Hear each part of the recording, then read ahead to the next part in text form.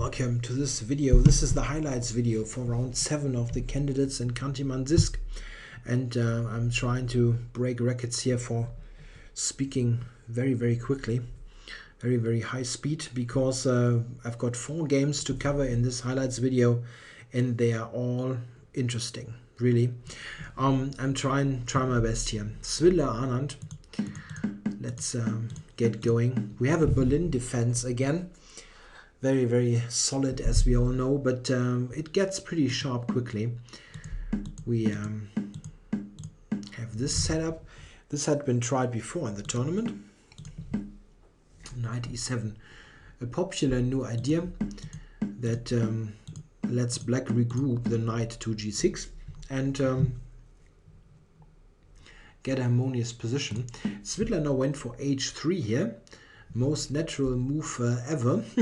And now Anand comes up with a novelty, but probably it was found over the board. He took on d4.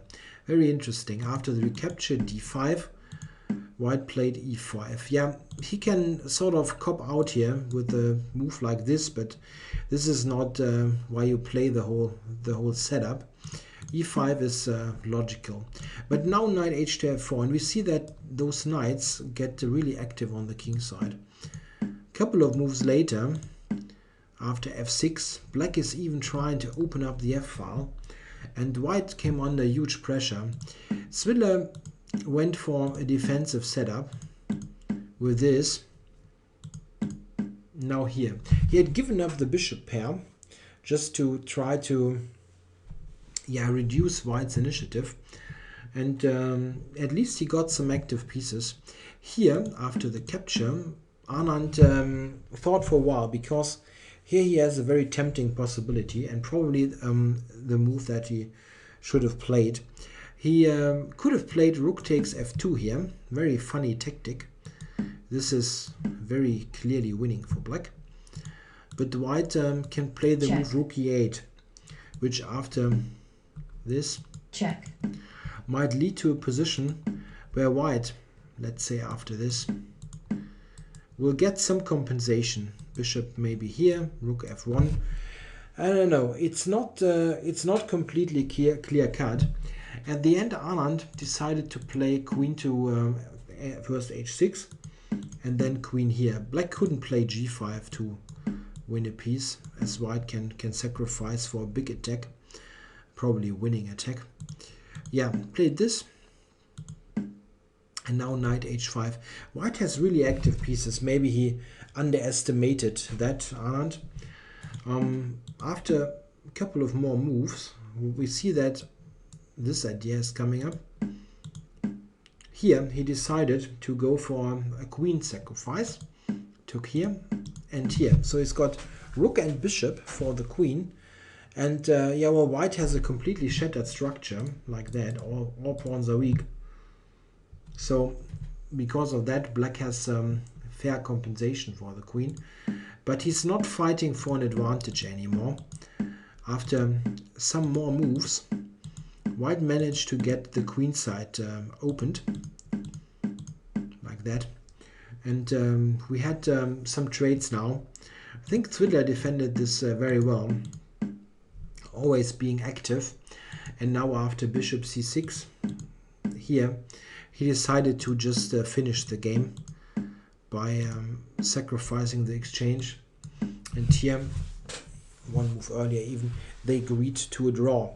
Yeah, white can easily defend the f3 pawn with the queen, and black has no way to make any progress.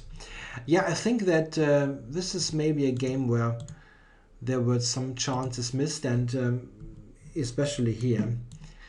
I guess he should have done that nevertheless. White gets a bit of compensation, but it's probably still the way to go. It's maybe a bit of a reason for that is that that Anand didn't play it. He's in such a comfortable position with the tournament lead. He probably feels he shouldn't risk too much. But yeah, you must be cautious with that approach. If you play it safe all the time, you also score less. Yeah, you need to still risk things, and maybe he still should have done that here. Okay, next game, Andreikin Topalov. Topalov winner yesterday or day before that, beating Kramnik, so back on 50% and in contention, Andreikin on -2. Let's see what happens. We get a Queen's Gambit and Andreikin plays bishop to g5. This early bishop move here, which is yeah, somewhat of a pet line of his. He has played this before against Kramnik in Dortmund 2013, scoring a fine win after h6. This capture, we get to the same position. Here Kramnik had played g6 last year, and Topalov plays now bishop e7. And I actually believe that this is a good idea. The position is basically unexplored. Good thing to note after just a couple of moves. It's not all 30 move deep preparation. And yeah, Andreikin plays queen c2 and e3. I'm not so sure if this is great because, I mean, I cannot really suggest anything substantially better. Maybe with g3. The thing is, I believe that black already has a very comfortable position. Topalov played c5. He took. And now knight d7. Yeah, and he will get the pawn back here. And is just very active. He took now on d5, Andreikin did. And here's a very important position. Here Topalov could have played pretty much a risk-free position with knight takes c5. Which just leads to very good compensation for black in case of the capture. This is in fact, I believe, quite risky, with one key line being this, which leads to a good position for black. White probably shouldn't take here, but play a more conservative move, like bishop e2 or something like that. And here try to block on d4. But it's a very, very comfortable position already for black. He's got two bishops, everything nice, development is good, black is just fine. And this is the easy way to go. But Topalov played in a much more principled and, principled is the wrong word, but sharp way. He just recaptured here and still wants to take on c5, but invites Andreikin to keep the pawn, which he did. After a5, a4, b6, we come to a very, very sharp position now. White cannot take. This opens all the floodgates. Not a good idea. He played c6, which is just stronger, trying to establish this very strong pawn on c6. And after this check, White is basically forced to move the king. And this is why Topalov went for this, somewhat crazy looking setup with allowing the pawn to c6. White cannot really interpose here and hamper his development even more. You got to play that. Knight c5, knight d4, and now he played knight to e4.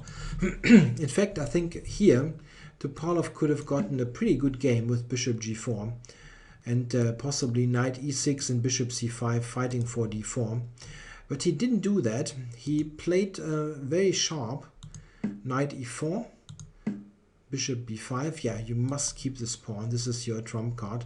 And here he played, I guess, simply a faulty plan. He pushed with g5, directly trying to attack the knight and get to the f2 pawn. The big problem is that even if he manages to realize his idea, it's not really to his favor.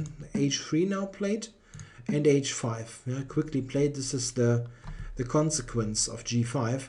But look at that. Andreikin now just played king c1 and basically ignored the g4 idea. And the problem is if black pushes g4 now, I'm going to take and simply ignore it.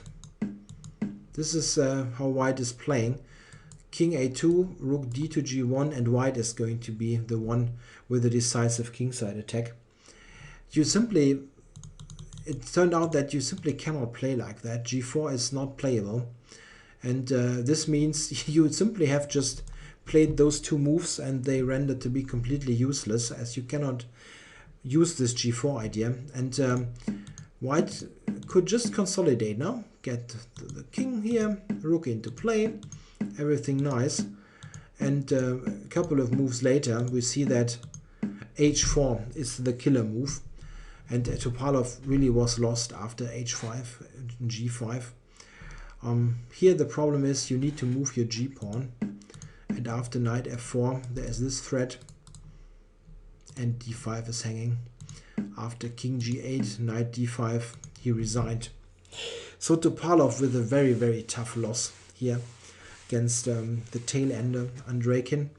Andreikin's first win, so he climbs from being down by 2 losses, no win, just on -1. Still, it's not like he's going to win the tournament, but good for him to have a win.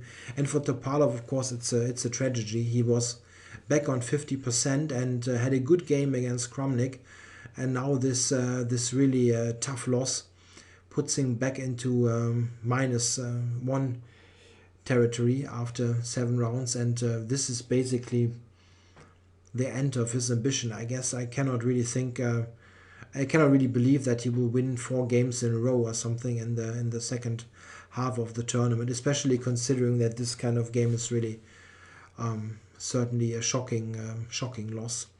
All right, this was Andreikin Topalov. Let's go to Karjakin Aronian. Karjakin has lost 1 game and didn't win anything yet, so he needs to move at some point, while Aronian is trailing Anand. Let's see. Again the Berlin. It's played so often. Yeah, okay.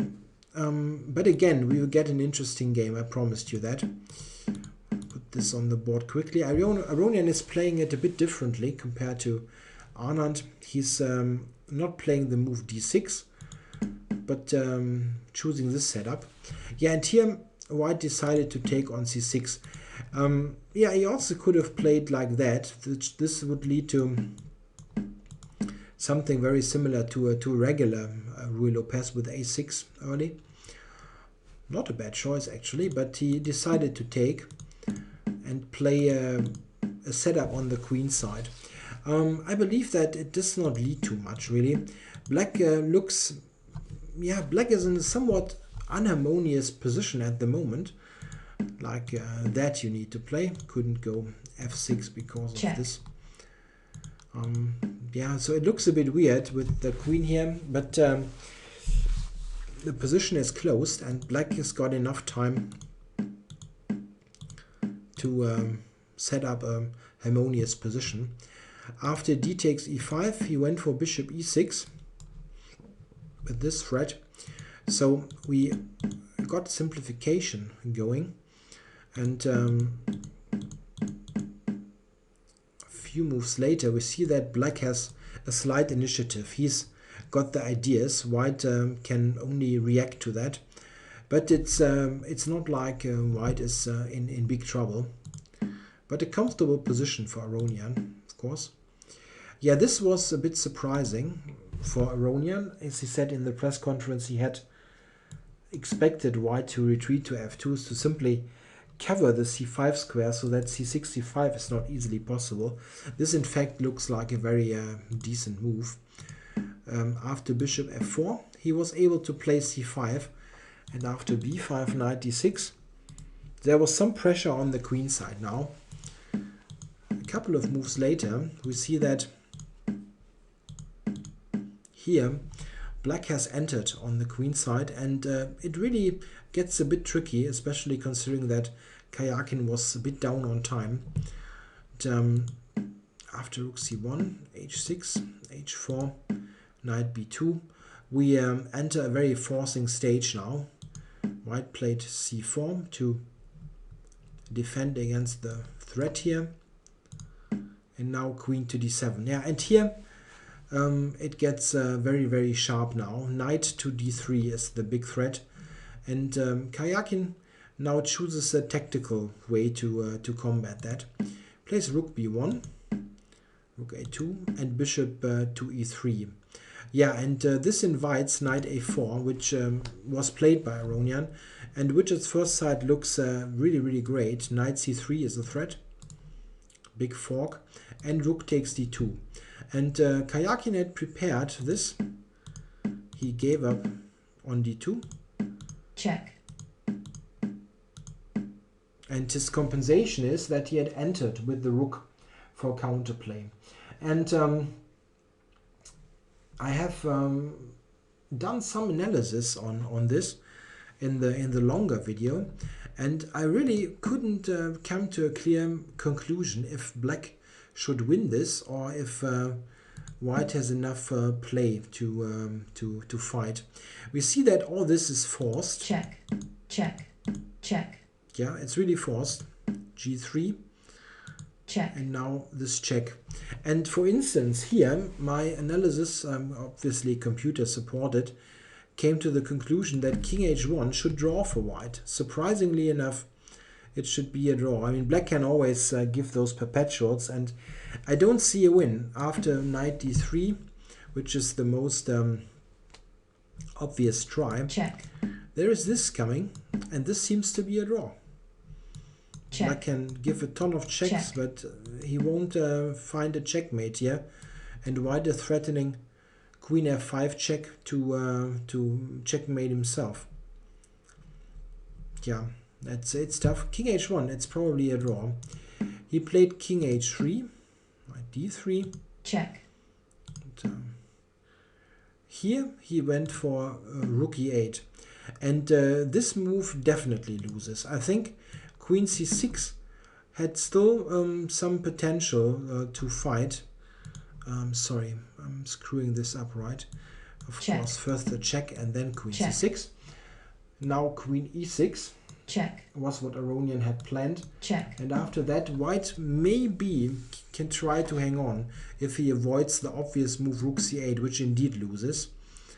But a move like that might be a chance to fight. In the game, he played rook e8. Probably it is still very critical, but it's clear that this is definitely losing. Check. Check. And he took on b5. And now black has everything covered. This check on e4 is covered by the knight. c6 square is covered for the queen. So after g4, queen c4, and queen f4, black was even having the mate threat, so that white was forced to trade queens, and now the queenside pawns are too dangerous, and black won it in short order. So very, very important game, and good game by Aronian, who with the win is on +2. We saw that Anand played a draw, so they share first place with +2, and will face each other, of course, in round 8, with Aronian having white, a really, really crucial game to look forward to. And for Karjakin, that's it. He's on -2, no win. Pretty miserable tournament for his standard and expectations. Okay, still a game to cover, and this is also wild. Kramnik, Mamedyarov. Okay, we have the Rogozin variation, which Mamedyarov had played earlier in the tournament, and Kramnik is going for the absolute main line of this opening. And, for example, here we see that here there's also bishop h3, but bishop d7 is, as mentioned, a main line. And we are talking about a position that both players had on the board earlier. Kramnik has played this with white and black, Mamedyarov as well. And the curious thing is, now Kramnik played h4, that Mamedyarov now over the board came up with b5. He thought 30 minutes on this move, and it seems to be not too great, to be honest. After a4, white got a nice structure on the queen side with this very strong knight maneuver. White has good harmony in his pieces. He doubled on the b file very soon. And everything looks nice. This is an active bishop. Here, everything's fine. And white can easily prepare his advance. But Kramnik here decided to strike in the center with e4. And this now leads to crazy complications. Mamedyarov played knight to e6. And here Kramnik decided to change the structure radically by taking on d5. knight takes f4, and c takes d takes c6. Yeah, this is of course a super strong c pawn, but on the other hand, black has an important idea as well, and this is g5. This bishop is cut off and will be won, definitely. White cannot save this piece. The point, of course, being that after this, white cannot take Check. because of the capture. He played c7, rook d6, attacking this, and now white must give it up. There is no way to save it. Check. Got this. And d5. Yeah, d5, a very important move to keep the knight from e6. Yeah, and this is, of course, a crazy position. White has 2 pawns for his piece, and this very dangerous c7 pawn. It is absolutely impossible to show adequately what was possible in this position, in this summary video. I will point out some important spots. Bishop c8, rook f6. All this seems to be fine. And now rook a8. Yeah, this in fact allowed something here. Mamedyarov probably could have taken with the knight, which leads to very good winning chances. But the line is so long after that. It's hard for me to show. It's like that. And this here seems to... this idea seems to guarantee that white is at least promoting, but black will still have a better position after that. Yeah, you really must look at the long video. It's no way around that for these complications. He took with the rook, and now white played d6, pushing the pawns. Yeah, and bishop g4 was fine. It seems that here the best move was rook d8, and this should probably lead to a draw, which is hard to explain in like 20 seconds. The thing is that black Check. can play something like that to get this counter attack against the king. It probably will lead to a draw. Something like that, for instance, is a draw. Yeah, which will be shown in the longer video. He took on e8, and this is Kramnik took on e8, and this should probably lose the game, as hard as it sounds. The thing is that Check. this is all fine, rook d8, and here in this position Mamedyarov has a very, very narrow path to a win, which he manages to find, almost. Check. Let's see, check, took here, and d7. Yeah, and the big thing is that you have this check series. White cannot go here. This is losing due to knight e6. You need to go here. And now the strong move bishop e6. He found all that, played it, and now Kramnik played this this rook check, the only plausible continuation. The problem was that something like that checkmate leads to mate. White needs to check, the only possible move. And here Mamedyarov absolutely shockingly took on f8, which probably loses the game even. He should just go here, and after this check, go to h6. And this is winning. Black is winning now, because this is a mate threat. You cannot simply promote. The only possible move is this, and after the check, you take on d7, and black wins. You need to take a moment to just realize that black is winning here, because this is a block. They both hang, but there is no move for white. Something like that is the relatively best, and black will win this easily. So after the rook check, here, he should just play king g6 and win the game. Instead, he took it. Immediately, Kramnik promoted, and here after king g7, in fact king f7 would have still put up quite some substantial resistance. Played king g7 though, quickly, and after queen b7 probably realized that the intended knight f3 check is now leading to nothing. White can just take it. Yeah, maybe he thought that he will actually get the mate in here, but queen b7 is just protecting everything. And d8 mate is, of course, not mate, but promoting with check is also threatened. So he gave some spy checks. Check. Check. And with this move resigned the game. So a tragic outcome for Mamedyarov, who played excellently this complications. And then, yeah, strangely enough, very quickly took this and instead of winning the game, even lost it. So a big turnaround for the game and for the tournament.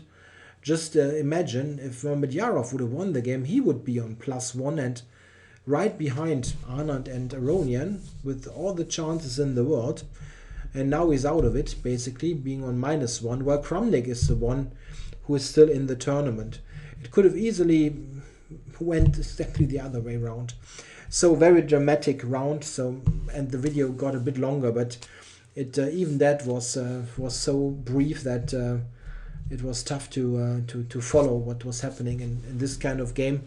I mean, you could easily do a 2-hour video on it if you want, and still probably don't have everything in it. Okay, I hope you enjoyed the quick summary. Make sure to check the single game videos if you really want to see more of this hair-raising complications like in this game. Alright, I'll be back tomorrow to cover round 8 with the all-important game Aronian against Anand. Thanks for watching.